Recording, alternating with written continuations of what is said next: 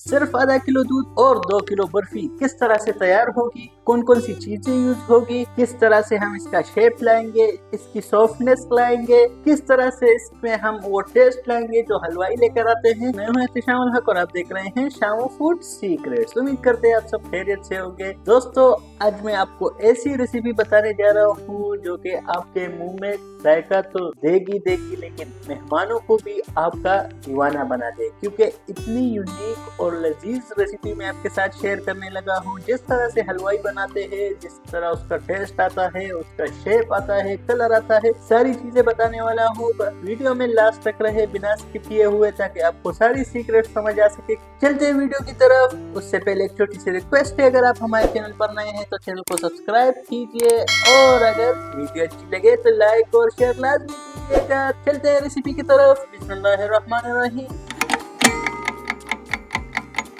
इस रेसिपी को तैयार करने के लिए हम सबसे पहले एक पैन ले लेंगे और उसमें चीनी ऐड कर लेंगे। मैं 1 कप से थोड़ी कम चीनी यूज कर रहा हूँ। अगर आप चीनी ज्यादा पसंद करते हैं तो आप थोड़ी सी ज्यादा यूज कर सकते हैं। 1 कप तकरीबन यूज कर ले। साथ ही हम इसमें 2 से 3 टेबल स्पून पानी ऐड कर लेंगे, ताकि जो हमारी चीनी है ये अच्छे से क्रिमलाइज हो जाए और इसका कलर आ जाए। तो हम इसका flame medium to medium low रखेंगे ताकि ये चीनी अच्छे से क्रिमलाइज हो जाए। तो हम इसमें चम्मच चलाते रहेंगे। अगर इसको हम इस तरह से छोड़ देंगे तो चीनी हमारी जल जाएगी। तो साथ साथ हम इसको चलाते रहेंगे ताकि हमारी चीनी का कलर भी अच्छे से आ जाए और अच्छे से क्रिमलाइज हो जाए। 2 से 3 मिनट हम इसको कुक करेंगे तो हमारी चीनी भी गलनी शुरू हो जाएगी। चीनी आप देख सकते हैं अच्छे से पिघल गई है। अगर हम इसको छोड़ेंगे और चलाएंगे नहीं तो फिर ये जल जाएगी और इसका कलर भी सारा खराब हो जाएगा। ये छोटी छोटी ऐसी स्टेप्स होती है जिससे आपकी पूरी रेसिपी खराब हो सकती है। इसलिए मैं बार बार कहता हूँ कि वीडियो को बिना स्किप किए हुए देखें, ताकि आपको पूरी रेसिपी की अच्छे से समझ आ सके। तो ये आप चेक कर सकते हैं, हमारे तकरीबन 7 से 8 मिनट हो गए हैं और हमारी चीनी अच्छे से पिघल गई है,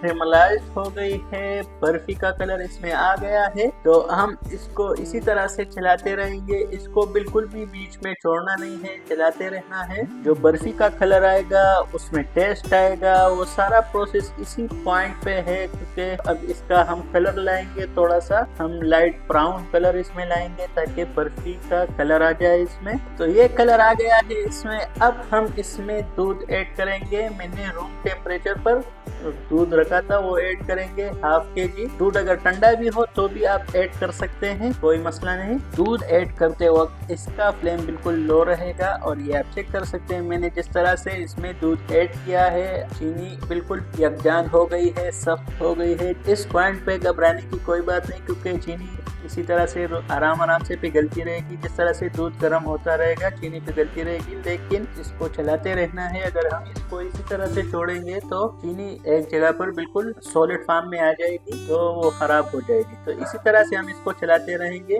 तो ये हमारा तकरीबन 5 से 6 मिनट ये भी लेगी। Medium to medium low flame पर हम ये सारा प्रोसेस करेंगे। इस तरह से हम इसमें चम्मच चलाते रहेंगे। इसके आगे क्या प्रोसेस करना है वो भी बताने वाला हूँ। तो पहले इसको इसी तरह से कुक करेंगे। तो ये आप चेक कर सकते हैं, चीनी अच्छे से पिघल गई है और हमारा जो मिक्सचर है वो बिल्कुल रेडी है। अब इससे आगे क्या करना है तो वो भी बताने वाला हूँ। दूध में थोड़ा सा वो खोए का टेस्ट लाना है, ताकि बर्फी में थोड़ा खोए वाला टेस्ट आ सके, वो टेक्सचर आ सके। तो अब हम इस दूध में 1 table spoon white vinegar add करेंगे, ताकि इसमें वो खोए वाला टेक्सचर आ सके, वो खोए वाला टेस्ट आ सके। बहुत ही डीपली समझाने लगा हूँ। जिस तरह से हलवाई बर्फी बनाते हैं उससे आपकी बेहतरीन बनेगी। तो ये आप चेक कर सकते हैं, flame medium to medium low रहेगा। और सरका ऐड करने के बाद ये हमारा जो मिक्सचर है ये फट गया है और इसमें जो छोटे छोटे ज़र्रात आपको नजर आ रहे हैं, तो ये जिस तरह हम यूज करेंगे तो ये कोए वाला टेस्ट देगी और बर्फी को मजीद जायकेदार बनाएगी। तो अब हम इस मिक्सचर को एक साइड पर कर लेंगे और बड़ा पैन ले लेंगे। याद रहे कि पैन खुला होना चाहिए ताकि हमारा जो मिक्सचर है बर्फी का वो अच्छे से बन सके। अब यहाँ पर हम इस पैन में 3 टेबल स्पून के करीब घी ऐड करेंगे। मैं तो देसी घी का यूज कर रहा हूँ। अगर आपके पास देसी घी अवेलेबल हो तो वो तो इसका टेस्ट बिल्कुल यूनिक कर देती है, लेकिन अगर आपके पास देसी घी अवेलेबल ना हो तो आप डालडा घी भी यूज़ कर सकते हैं। तो हम तकरीबन 2 से 3 टेबलस्पून हम इसमें घी ऐड कर लेंगे। घी को गर्म करने के बाद हम इसमें हाफ kg मैदा ऐड कर लेंगे। मैंने मैदे को अच्छी तरह से छान लिया है ताकि इसमें जो मोटे मोटे लम्प्स वगैरह हो वो निकल जाए। केजी दूध के हिसाब से हमने मैदा भी हाफ kg लिया है। तो अब हम इसको अच्छी तरह से मीडियम फ्लेम पर कुक करेंगे ताकि जो मैदे का स्ट्रक्चर है वो आटे की तरह आ जाए और इसका कलर थोड़ा सा ब्राउन हो जाए। तो ये सारा प्रोसेस हम अभी मीडियम फ्लेम पर करेंगे, लेकिन यहाँ पर हम इसको चलाते रहेंगे क्योंकि एक साइड से मैदा कुक हो जाएगा, कलर चेंज कर लेगा और दूसरा साइड उसी तरह से रह जाएगा। इसको चलाते रहना है, तकरीबन 7 से 8 मिनट लेगी ये आपका, लेकिन स्ट्रक्चर बहुत अच्छा आएगा इसका। दोस्तों इस दौरान अगर आप हमारे चैनल पर नए हैं तो चैनल को सब्सक्राइब कीजिए और साथ ही बेल आइकन प्रेस करें ताकि इसी तरह से अच्छी और ऑथेंटिक वीडियोस आपको मिलती रहे। साथ ही अगर वीडियो अच्छी लगे तो लाइक और शेयर लाजमी कीजिएगा ताकि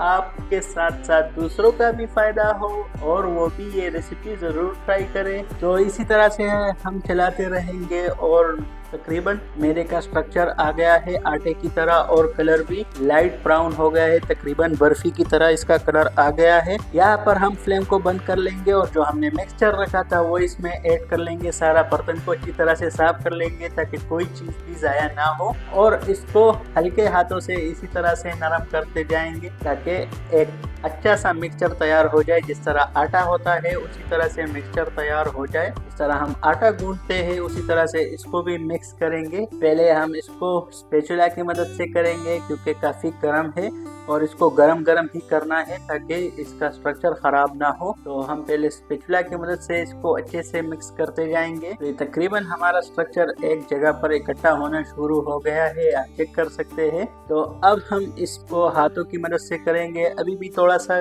गर्म है, लेकिन अगर इसको किसी चीज से भी मिक्स करें, लेकिन जब तक इसको हाथों से हम मिक्स नहीं करेंगे तो इसका वो स्ट्रक्चर नहीं आएगा। तो अभी भी काफी गर्म है, लेकिन आप एहतियात के साथ इसको मिक्स करेंगे ताकि एक अच्छा स्ट्रक्चर आ जाए इसका। हाथों की मदद से काफी अच्छे तरीके से हमने ये गूंथ लिया है। इस पॉइंट पर हम इसमें मजीद घी ऐड करेंगे, लेकिन याद रहे कि मैदा डालते वक्त आपने जो घी यूज किया है, अगर आपने देसी घी का यूज किया है पहले तो आप यहाँ पर भी देसी घी का यूज करेंगे। अगर पहले डालडा घी का यूज किया है तो यहाँ पर भी आप डालडा घी ही यूज करेंगे। तो हम यहाँ पर तकरीबन 2 से 3 टेबलस्पून घी मजीद ऐड कर लेंगे। तो इसी तरह से हम घी ऐड करके इसको गूंद लेंगे अच्छे से सख्त हाथों से ताकि ये अच्छे से मिक्सचर दे दे हमें और हम इसकी बर्फी बना सकें। तो जिस तरह से आप घरों में आटा गूंदते हैं उसी तरह से इसको भी गूंदना है ताकि सारी इंग्रेडिएंट्स है वो यकजान हो जाए। तो ये हमारा मिक्सचर तैयार है। अब हम शेप देने के लिए एक मोल्ड लेंगे। बहुत महंगे मोल्ड लेने की जरूरत नहीं है, बस घर में ऐसे इस्तेमाल का एक ट्रे होगा। ऐसा ट्रे लेंगे जो कि बीच में से थोड़ा सा अंदर होता है और साइडों से ऊपर होता है। तो पहले ट्रे को अच्छी तरह से ग्रीस कर लेंगे। अगर आपके पास ब्रश हो तो ब्रश से अच्छे से ग्रीस करना। अगर ब्रश अवेलेबल ना हो तो आप हाथों की मदद से भी इसको ग्रीस कर सकते हैं। बस मकसद ये है कि जो हमारा मिक्सचर है वो नीचे चिपक ना जाए। ट्रे को अच्छी तरह से ग्रीस करने के बाद हम इसमें थोड़े कटे हुए बादाम ऐड कर लेंगे। आप ड्राई फ्रूट में पिस्ता वगैरह भी ऐड कर सकते हैं, मैं सिर्फ बादाम का यूज कर रहा हूँ। इसी तरह से बादाम ऐड कर लेंगे और जो हमने मिक्सचर तैयार किया था वो ट्रे में रख लेंगे और इसको इसी तरह से प्रेस करेंगे ताकि ये पूरे मोल्ड में अच्छे से सेट हो जाए।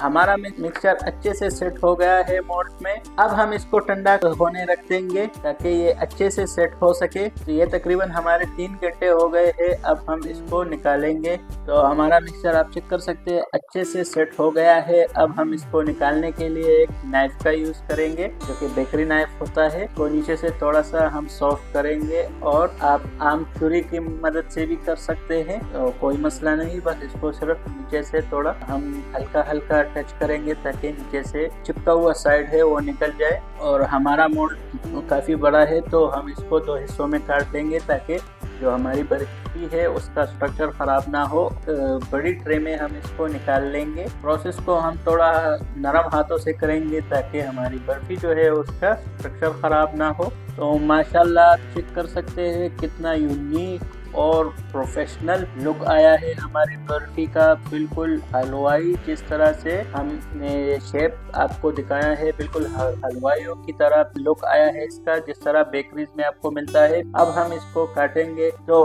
आपको जिस तरह जितने पीसेस बनाने हो उसी तरह से आप काट सकते हैं। मेरे पास ये पिज़्ज़ा कटर है, आप आम छुरी की मदद से भी काट सकते हैं। ये आप चेक कर सकते हैं, मैंने थोड़े बड़े बड़े पीसेस में काट लिया है। आप चाहे तो इससे छोटे पीसेस भी काट सकते हैं। तो माशाल्लाह से हमारी बर्फी बिल्कुल रेडी है और बिल्कुल ऑथेंटिक तरीके से तैयार हुई है। तो चलते हैं फाइनल लुक की तरफ। बिस्मिल्लाहिर्रहमानिर्रहीम। माशाल्लाह मेरे अल्लाह की ज़ात, उसकी बरकतें, रौनकें जो हमें अता करते हैं। ये यूनिक और आसान रेसिपी मैंने आपको समझाई है, जो सिर्फ आधा किलो दूध और आधा किलो मैदे से इतनी ज़्यादा बर्फी तैयार होगी आपकी।